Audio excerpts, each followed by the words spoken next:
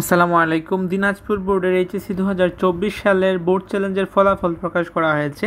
এটা হচ্ছে তাদের বিজ্ঞপ্তি এবং এটা হচ্ছে বোর্ড চ্যালেঞ্জের রেজাল্ট। তোমাদের সুবিধার জন্য আমি এই ভিডিওর ডেসক্রিপশনে লিঙ্ক দিয়ে দিব। এখানে লিঙ্কে ঢুকে তুমি পিডিএফ ফাইলটা এটা ডাউনলোড করে নিবা, তারপর তুমি তোমার রেজাল্টটা দেখতে পারবা। এখানে যাদের রেজাল্ট মূলত চেঞ্জ হয়েছে তাদের ফলাফলটা প্রকাশ করা হয়েছে। যদি দেখো যে এখানে তোমার রুলটা নাই কিংবা সিরিয়ালটা নাই, তাইলে তুমি বুঝে নিবা যে তোমার বোর্ড চ্যালেঞ্জ করে তোমার রেজাল্টটা চেঞ্জ হয় নাই। আর যদি থাকে তাইলে তো আলহামদুলিল্লাহ, স্বাগতম তোমাকে যে তোমার রেজাল্টটা চেঞ্জ হয়েছে। সো এখানে দেখো অনেকের রেজাল্ট চেঞ্জ হয়েছে।